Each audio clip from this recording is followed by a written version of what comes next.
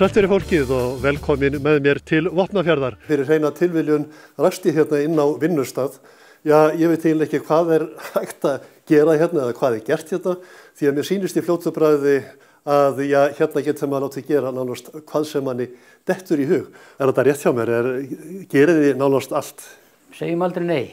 Skoðum allt og reynum. Og við höfum, það eru fá tilfelli sem við höfum þurft að gera fólk aftur reka með erindin. Ég sé til dæmis að þarna hanga einhvers konar fóður eða slíkt, er það saumafött? Við allavega gerum við og styttum og breytum og fóðurum upp og bara nefndu það.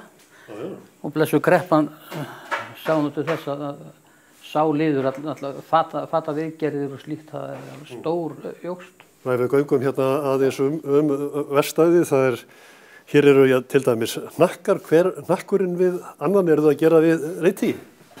Já, við erum að gera við svona milli 20 og 30 hnakka á ári. Já. Það er eitthvað sem mér skilst að sé frekar erfitt að fá gert. Fáir sörnarsmiðið til?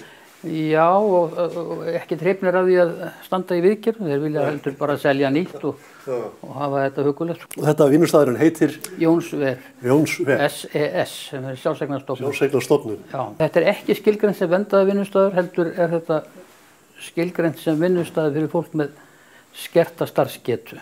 Þarna er margt af þessu fólki sem ekki raunverulega á þess kost að vinna við annað. Hérna fyrir aftæði síðan ég ekki sófagrind. Já. Þannig að þið eru að bólstra líka. Já, og við erum við svolítið á þessum húsgögnum. Við erum núna í ferli að til dæmis að taka í gegn stóla fyrir félagsheimilið. Já. Og svo detta inn svona. Já. Bólstra og klæða upp og gera við? Já, við skiptum á klæði og gera þetta góða. Og er þetta skóvinnustofa þar það ekki? Já, þetta er seinni helmingurinn af pari sem ágætt kona keypti hér í þorpinu og hinn skórinn fór í sundur í annað skipti sem hún gekk á honum og þessi kom svo seinna því að þeir eru náttúrulega jafn gamlir. Jón heitinn Þorgeirsson sem var svona frumkvöðull að þessu. Að hann fyrir mörgum árum þá keypti hann dánabú eftir danskan mann sem bjó í Reykjavík og fram til seðlaveski. Hann keypti bara allt galleríið eftir kallinn og meðal annars nú þessi gamla saumavél sem þarna yfir svarta hann í brúnaborðinu. Og þar voru í þessum, svo kom bara gámur að sunnan og í honum geymdi ýmissa grassa og við erum enn þetta er yfir 20 ár síðan og við erum enn að rekast á hluti sem kom allt í einu í þarfir. Að finna gersamlega. Já, úr þessu dánabúi. Já.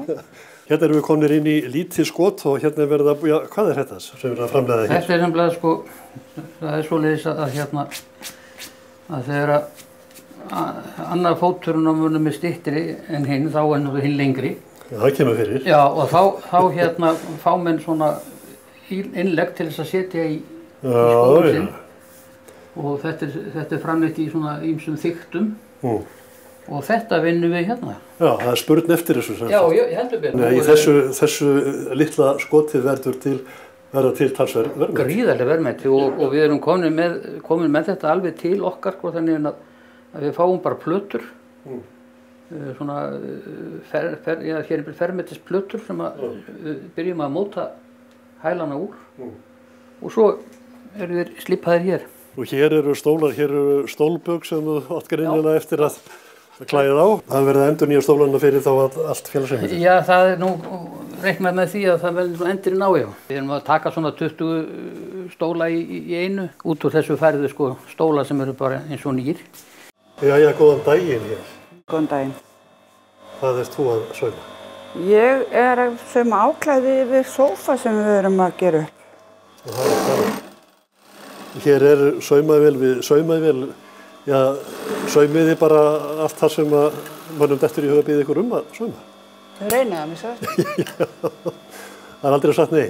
Nei, við gerum það ekki, en við látum það fólk vita ef að við getum það ómögulega. Og þetta vélar sem geta saumað, hvað sem geta saumað leður og sem þykkt og erfitt. Já. Við erum með ýmsa tegundarvélum og ein vélin hún tekur alveg svona þykkt leður. Þannig það ekki vandamál. Ég á fulla ferðartösku af mokkaskinnum. Það ekki vandamál að ég geti saumað fyrir mig mokkajakka. Það ekki málið. Komdu bara með það. Það bara að koma með það? Já. Ekki málið. Þungu fargjafn með létt. Ég búin að eiga þessi skinn í mörg ár og hvergi fundið neitt sem tilbúin að sauma úr mokkaskinnum. Já. Þetta var nú einu sinni talsverð framleiðsla á Akureyri, saumastofu með 20 manns. Jó, við vantar mér sér. Og svo, þannig að þú kannt handtökin. Ég á nefnilega líka gamlan mokkajakka sem var saumaður þar. Ef ég kæmi með þann gamla þá var hægt að hann hangir saman svona mest á líginu orðið. Já, ég ætlaði bara að láta nýjan eftir honum. Já, það bara að sauma hann og bara það var ennþá mínumál. Þá kem ég með hann í næstu ferð. Vopnafjarðarferð.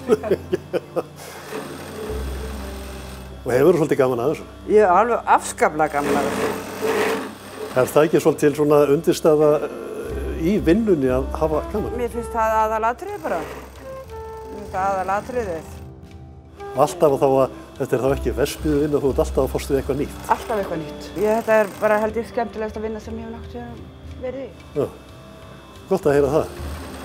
Sem sagt að ef að fólki vantar einhverja hjálp við að lagfæra föt eða sauma jafnvel nýtt, þá það Jónsver í Vopnafirði. Já. Gjörðu þið svo vel? Ekki spurningi, það erum við. Gangi þér vel. Takk fyrir.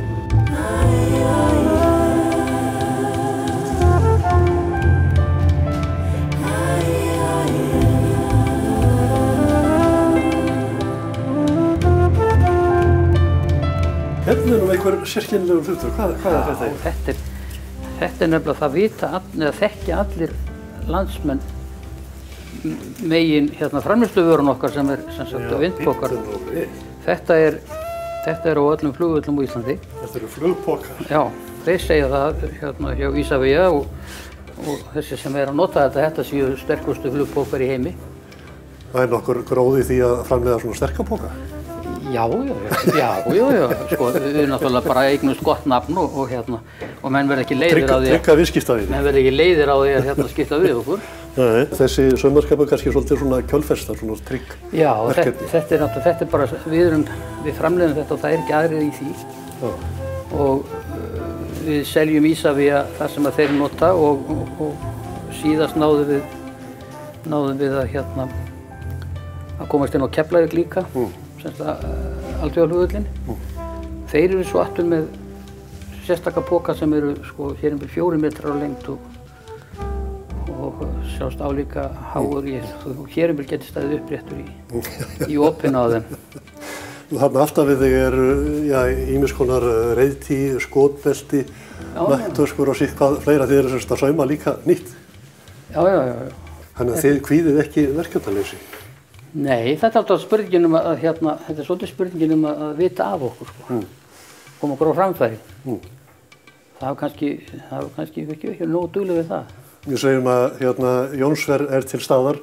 Ef það einhver vandamál þá ringið í Óla í Vopnafirði. Já, ekkert mál. Við reynum að leysa það. En í sambandi við þessa flugpoka þá er þetta ekki bara á flugvöllum. Við höfum verið að sérframleiða fyrir flugmódelklúbb Suðurnesja til dæmis. Sumarbústaðaeigendur sem vilja sjá hvaðan vindunum blæs. Og svo er eitt sem ber hátt yfir í Reykjavík og það er auglýsingastofa sem við Miklatorg.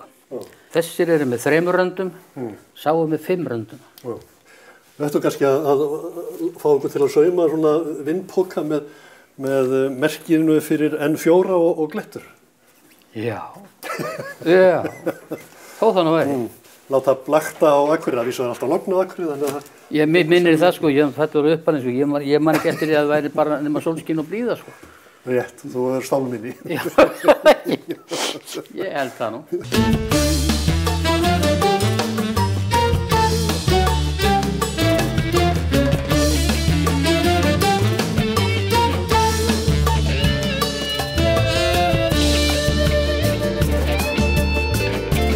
Jæja, þá er ég komin inn í félagsheimilið Miklagarð hérna í Vopnafirði, komin hérna inn í hliðarsal og hér er afskaplega virðulegt fólk sem situr í þungum þöngum. Ég held að þetta sé svona heldri borgarar staðarins og já, mér þætti eiginlega fróðlegt að vita hvað fólkið er að gera. Ég sé hér að hér situr mjög ábyrg kona við tölvu og stjórnar eiginlega samkomunni.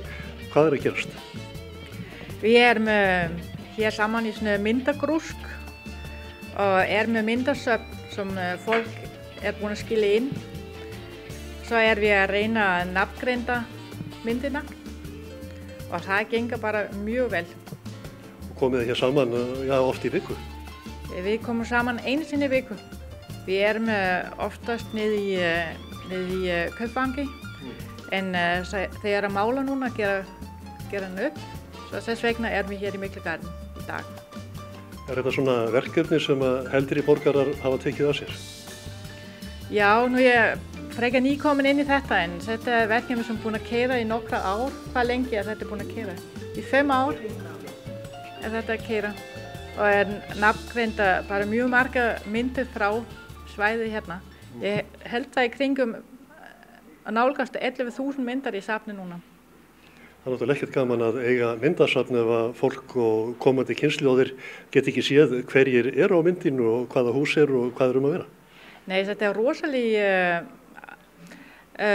forréttindi að fá að safna þessu fólk og fá nafngreind þessu fólk sem búin að byggja staðinn upp og hefur lifið sínu lífi hérna á Vopnafirði. Mjög spennandi verkefni. Þannig að þarna eru þið að búa til í raun og veru mjög verðmætan fræðibanka. Já, þetta mjög spennandi gagnagrunn sem að byggjast upp hér. Og þetta dásamleg verkefni finnst mér sem eldri búin að taka að sér. Síðan við byrjuðum á þessu grúski, það hef ég verið með. Bara alltaf held ég. Og er þetta ekki bara skemmtilegt? Jú, virkilega gaman. Bara reglulega gaman. Það er náttúrulega bæði gaman að skoða gamla myndir og líka vitandi það að þú ert að búa hérna til eins konar sagnabanka fyrir komandi kynslóðir. Já, þetta bara mjög skemmtilegt að koma saman einu sinni í viku og vitast. Gefur lífinu lit? Já, það gerir það. Allavega fyrir mig. Já. Kemur þú hérna í hverju viku? Já, alltaf ef ég er heima. Hvernig gengur ykkur að þekkja myndirnar? Já, ég nú kannski ekki vel dómbari á það því ég ekki fæddur Vopnfirðingur. Svoleiðis að ég þekki nú kannski ekkert svo rosalega mikið af þessu. En þú hefur samt gaman af þessu? Alveg, sérstaklega. En hvað segir þú? Þú ert heimakona? Já, fæddu upp á Línustafnum. Og hefur þú gaman af þessu? Já, æðislega gaman. Hvað er svona gaman að koma hér og sitja í marga klukkutíma og góna á gamlar myndir? Það er bara ekki að lýsa því. Hvað er gaman? Bara vera innan fólki líka á. Alltaf fjör og mjög skemmtilegt. Er þetta skemmtilegt torg? Já, það er það. Svo sjáu þið kannski enn skemmtilegra fólk á myndunum og rifið upp gamla minningar. Já, það sé bara svo leiðis. Og þetta er óneitanlega fjársjóður sem þið eruð að búa til. Það er getur neitað því. Og hefði betur verið, haldið betur saman. En betra seint en aldrei. Já, það er það. Það er bara, maður veitur svefnsum glötu sem voru mjög verðmætt. Er þetta ekki svona eins og að ferðast aðeins aftur í tíman og skoða þessa gamlu myndir? Jú, það er það. Mjög. Halldór, mér skilst að þú sést upphafsmaðurinn að þessu öllu. Hvernig kom þetta til? Já, það var nú eiginlega þannig að ég átti svolítið safn af gamlum ljósmyndum, svo fór ég að safna þessu, fekk frá hinum og þessum. Nú, ég hafði sambandi fólki hérna í Vopnafirði og fekk alveg heilu söfnin frá þeim, svo svona vatt þetta upp á sig og þetta var svona orðgerði ástriði á mér og þetta fólk sem er hérna hjá okkur í dag, það er bara líka, þegar sumt að þessu hefur komið á hvern einasta fund sem við erum að reyna að þekkja þekkja fólk á myndum.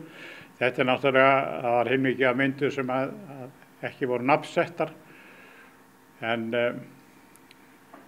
við með hjálp þessa fólk erum við svona nokkuð áleiðis komin með að nafngreina fólki á myndunum.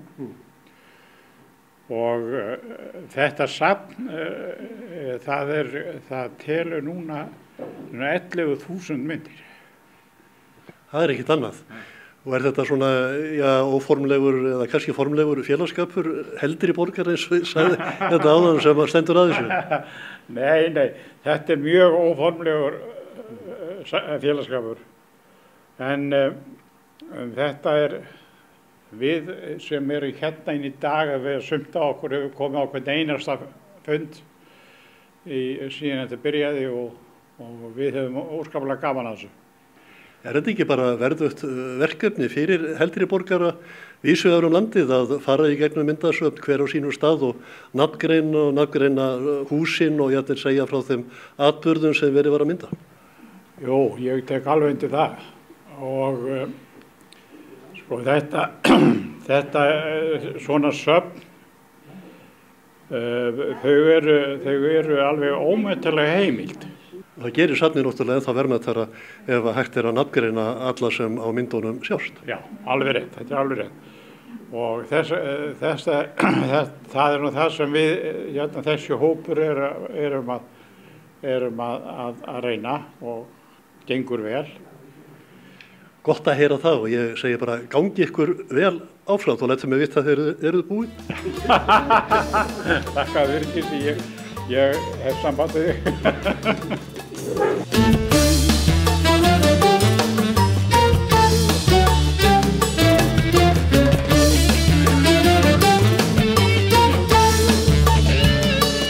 Það langt frá Egilsstöðum til Reykjavíkur og það svona álíka vegalengd frá Reykjavík til Egilsstaða. Þeir sem kjósa að aka þessa leið þurfa að hafa daginn til þess og hinir sem fljúga, þeir þurfa líka að eiga eitthvað af peningum í pingjunni. Þetta fer svolítið eftir því hvað menn hafa mikla fyrirhyggju, hvað þeir geta skipulagt langt fram í tíman. Ef menn geta verið á netinu og fylgst með tilboðum, þá sleppa þeir kannski með það bil 12 til 15.000 krónur fyrir farseðilinn.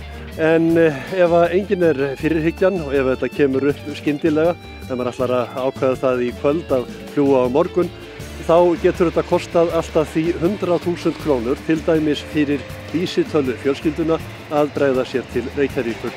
Austfirðingar eru mjög ósáttir við þessa stöðu, telja þetta allt og dýrt og telja að þetta raun og veru standi allir í byggðaþróun hér fyrir þrifum. Já, þetta eitt brýnasta hagsmunamál hvað varðar samgöngu og samfélag hér á Austurlandi. Fólk þarf að eiga samskipti við ættingja og leita sér lækningasuður og sérfræðiþjónustu fyrir utan menningu og það sem við erum að borga sameiginlega fyrir. Þannig að þetta orðið eitt brýnasta hagsmunamál fyrir íbúa, fyrirtæki og stofnanir hér á Austurlandi og orðið íþyngjandi kostnaður alveg sem að hvernig á það er litið, hver sem er borga meðan.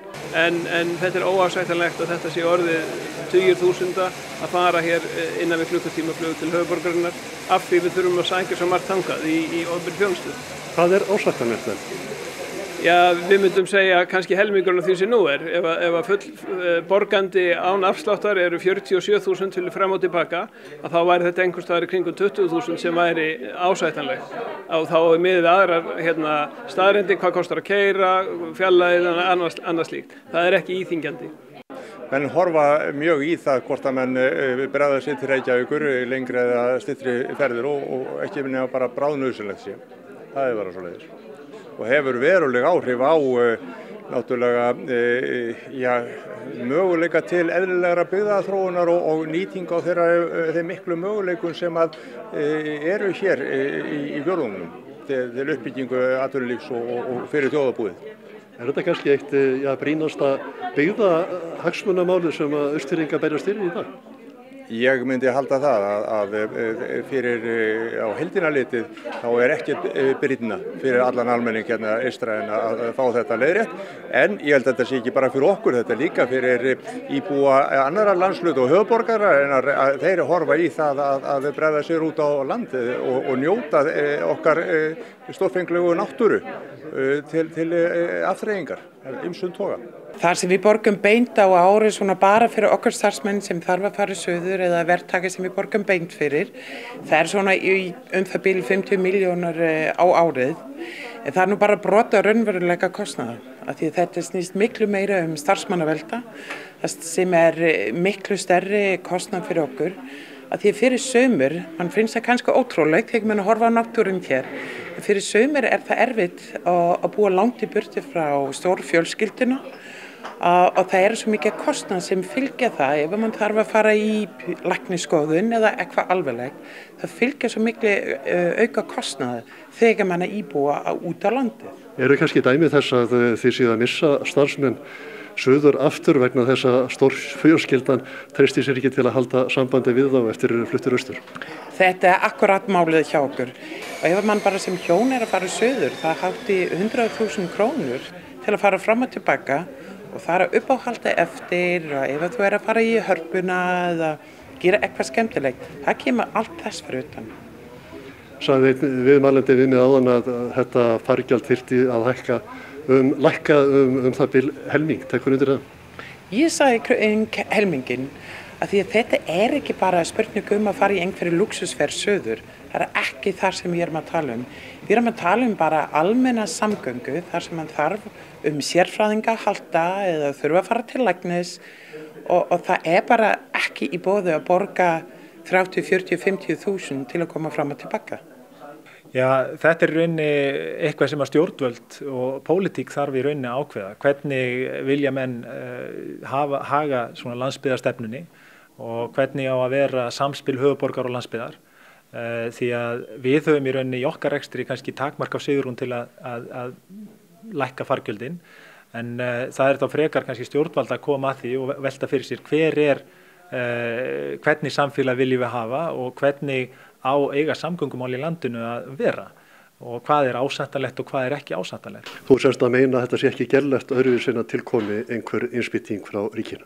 Já, við allavega innan okkar ramma höfum mjög takmarkaða möguleika til þess að lækka fargjöldin frá því sem nú Rekstur okkar ekki þannig vaxinn að við getum lækka fargjöldin eitthvað verulega frá því sem að nú Við erum stöðugt að reyna að gæta hagræðis. Við erum búin að færa mikið af okkar þjónustu inn á vefin okkar.